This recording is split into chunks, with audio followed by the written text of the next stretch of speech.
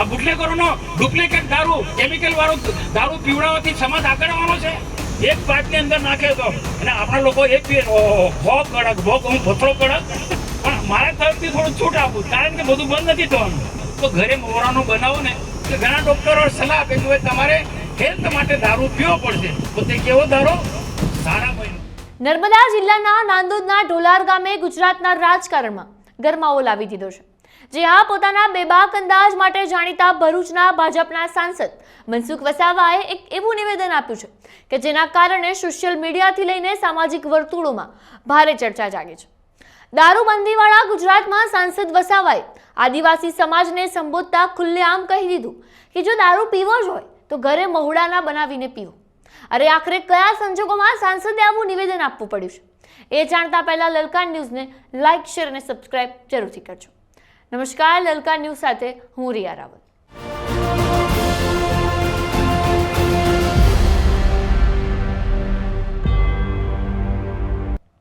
સૌપ્રથમ વાત કરીએ નર્મદા જિલ્લાના નાંદોદના ઢોલાર ગામે આદર્શ ગ્રામ વિકાસ સમિતિની પ્રથમ બેઠક યોજાઈ હતી, જેમાં સાંસદ મનસુખ વસાવા હાજર રહ્યા હતા.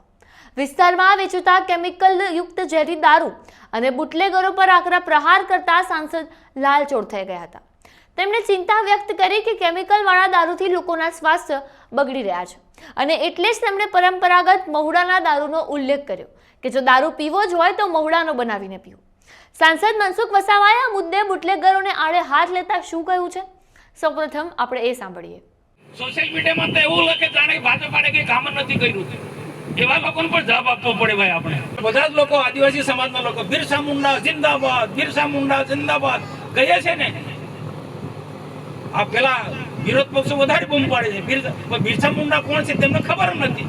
એટલું એમને ખબર છે કે બિરસા મુંડા આદિવાસી હતા, આદિવાસીઓના નેતા હતા અને ઝારખંડમાં થઈ ગયા. પણ બિરસા મુંડા અંગ્રેજોની સામે લડાઈ લડી. આપણો દેશ ગુલામ હતો, અંગ્રેજોની સામે તીર કામઠાથી એ લડ્યા છે. ભીલ સેના તૈયાર કરી છે તીર કામઠા વાળી, ને તીર કામઠાની સેનાએ અંગ્રેજોને હરાવ્યા છે, પાછા પાડ્યા છે. આ બિરસા મુંડાનું નેતૃત્વ હતું. આજનો યુવાન 24 વર્ષે તીર કામઠાના બદલે બોટલ લઈને ફરે છે. બોટલ લઈને ફરે છે. એ કઈ દિશા તરફ જઈ રહ્યો છે?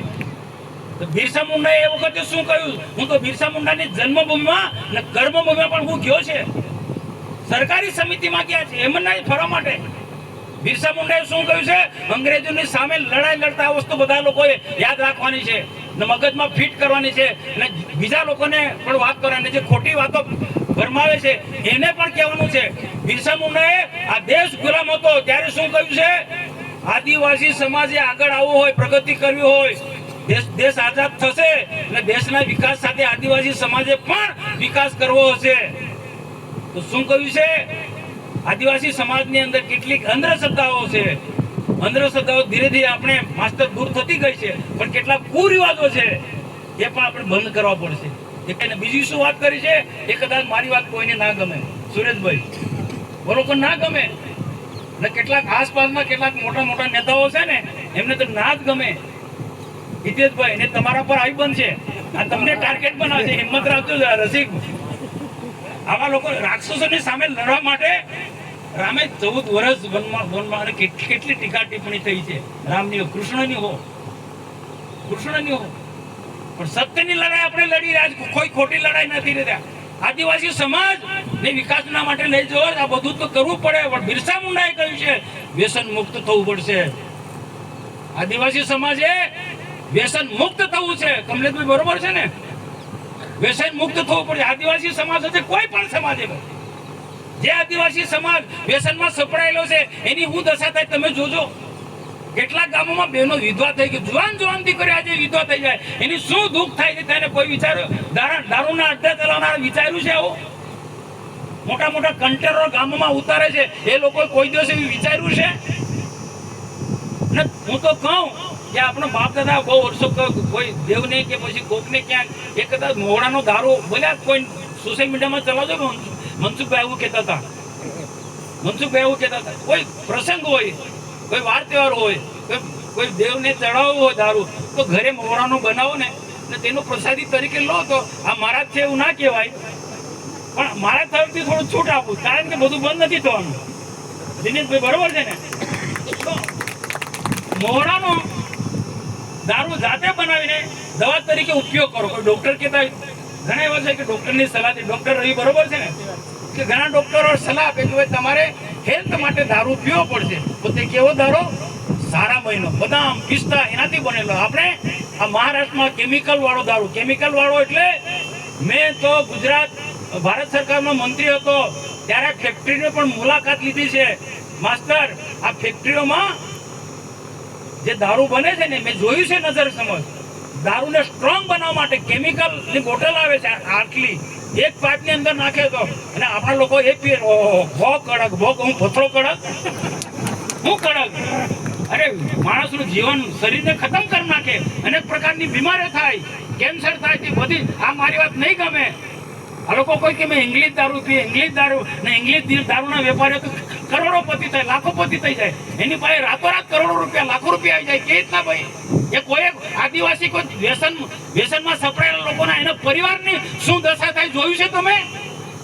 આ બુટલેગરોને હું પ્રશ્ન કરું છું કે તમારા ખરાબ દારૂના કારણે, કેમિકલ વાળા દારૂના કારણે જે લોકો દારૂમાં સપડાયેલા છે, પરિવાર જે વ્યસનનો ભોગ બન્યા છે, એક વખત એક બે પેક માર્યા પછી ને આદત પડી જાય, સાહેબ એ છૂટતો નથી.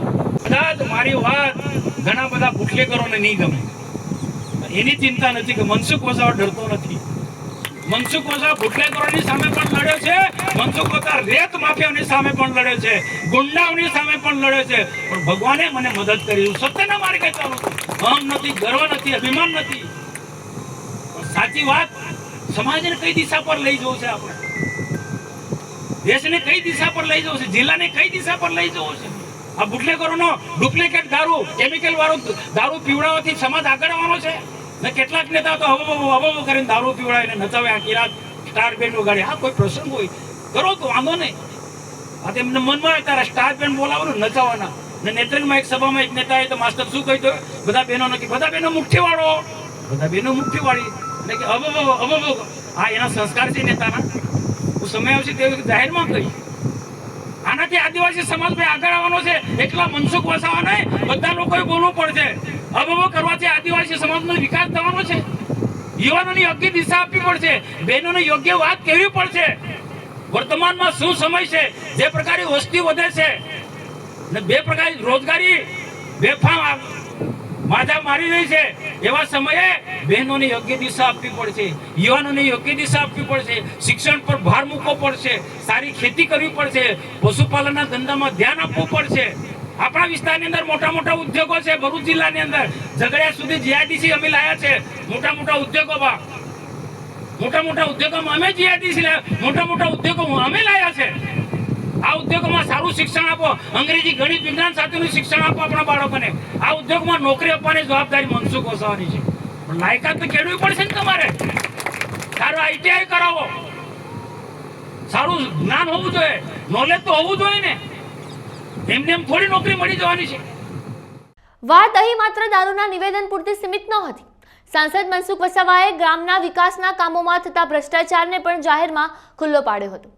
ગ્રામ પંચાયતના નવા મકાનનું હજુ ઉદ્ઘાટન પણ નથી થયું, ત્યાં જ દિવાલોમાં મોટી મોટી તિરાડો પડી ગઈ છે. આ નબળા અને લોટ પાણિયા બાંધકામ બદલ તેમણે મનરેગા યોજના હેઠળ થયેલી કામગીરીની ગુણવત્તા પર ગંભીર સવાલો ઉઠાવ્યા હતા. સરકારી કામમાં લાલિયાવાડી કરનાર તત્વોને સાંસદે કડક શબ્દોમાં ચેતવણી આપી. જુઓ શું ચેતવણી આપ્યું છે. કેટલાક લોકોએ સોશિયલ મીડિયામાં મૂર્ખ લોકોએ લખવાનું ચાલુ કર્યું. અરે તમારા સોશિયલ મીડિયાના થી અમે ડરવાવાળા નથી.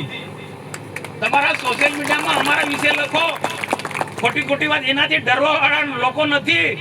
એવા સંજોગોમાં કામ કર્યું, તલવારની ધાર પર અમે કામ કર્યું છે.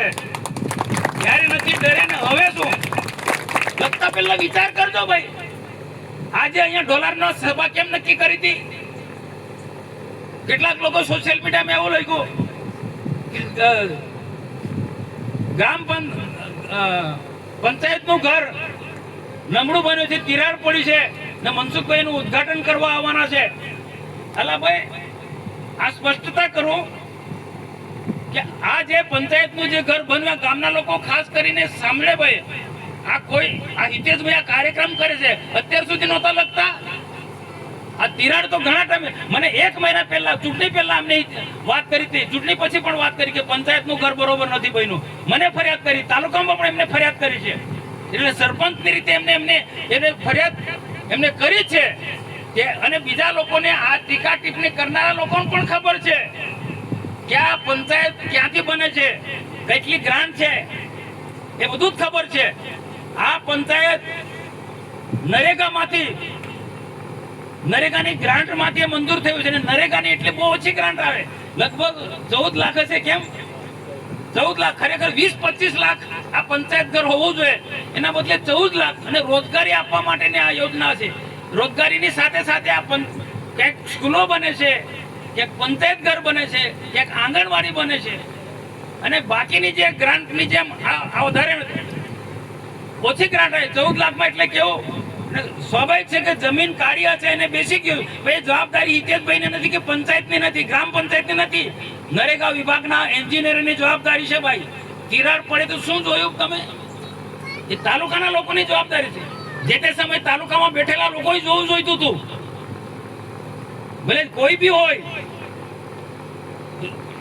જોવું તો જોઈએ ને. અહીંયા આજે આ પ્રશ્ન ઘણા વખતથી બધાને ખબર હતી, પણ મારી સભા ગોઠવાયા પછી ગઈકાલથી સોશિયલ મીડિયામાં કે કેમ કરીને હિતેશભાઈનું અને અમારું કઈ રીતના અમને ખોટા પાડવા માટે કે મનસુખભાઈ આનું ઉદ્ઘાટન કરવા માંગે. અલા તો મને તો ખબર બી નથી. એટલું ખબર હતી કે પંચાયત ઘર બરોબર નહોતું બન્યું, પણ પંચાયત ઘર તો સરકારની બીજી પણ ગ્રાન્ટમાંથી અમે બનાવીશું. અમે હિતેશભાઈ કહેશે તો અદ્યતન પ્રકારનું આ ગામમાં લાઇબ્રેરી પણ બનાવીશું અને પંચાયત ઘર પણ બનાવીશું. અમે આ નરેગામાંથી કોઈકનો કોઈ કારણસર આપણી અપેક્ષા મુજબ નથી બન્યું, હું માનું છું. ને મનરેગામાંથી કઈ એટલું સારું નહીં બને. મનરેગામાંથી એટલું આ ખુલાસો એટલા માટે કહું છું, કેટલાક લોકો આનો ખોટો પ્રચાર કરી રહ્યા છે. પણ ખોટા પ્રચારમાં ગામ લોકો નહીં આવતા, જરા પણ નહીં આવતા. હિતેશભાઈ અમારા ભારતીય જનતા પાર્ટીમાં જૂના કાર્યકર્તા છે અને પૂરી ખંતથી કામ કરે છે. અને એને ખોટી રીતના જે બદનામ કરવામાં આવે એના લોકોને આપણે જવાબ આપવો પડે. ગામના લોકો કાળજી રાખજો ભાઈ, અમે તમારી સાથે છે. એક તરફ ભ્રષ્ટાચાર સામે નારાજગી છે તો બીજી તરફ આદિવાસી યુવાનોને આગળ લાવવાની ચિંતા પણ સાંસદના સંબોધનમાં દેખાઈ. તેમણે યુવાનોને ભગવાન બિરસા મુંડાના આદર્શો પર ચાલવા અને વ્યસનથી દૂર રહી સારું શિક્ષણ મેળવવા અપીલ કરી અને સાથે જ ભરોસો આપ્યો કે તમે લાયક બનો, નોકરી અપાવવાની જવાબદારી મારી રહેશે. આ ઉપરાંત સોશિયલ મીડિયા પર સરકાર વિરુદ્ધ ભ્રામક પ્રચાર કરતા વિપક્ષી નેતાઓ પર પ્રહાર કરતા તેમણે કહ્યું કે કેટલાક લોકોને રાજકારણનો ર પણ ખબર નથી પડતી, છતાંય સોશિયલ મીડિયામાં ગેરમાર્ગે દોરે છે. સાંસદ મનસુખ વસાવા હંમેશા જનતાના મુદ્દાઓ પર પોતાની જ સરકાર સામે અવાજ ઉઠાવતા જોવા મળ્યા છે, પરંતુ આ વખતે સરકારી મકાનમાં તિરાડોનો મુદ્દો હોય કે પછી મહુડાના દારૂ અંગેની ટિપ્પણી, આ નિવેદનોને નર્મદા સહિત સમગ્ર ગુજરાતમાં એક નવી રાજકીય ચર્ચા છેડી દીધી છે. અને આ વિડીયો અંગે તમારું શું કહેવું છે? કોમેન્ટ કરીને જરૂરથી જણાવજો. આપના પોતાના પ્લેટફોર્મ લલકારને લાઈક કરો, ફોલો કરો, સબસ્ક્રાઇબ કરો અને શેર કરો.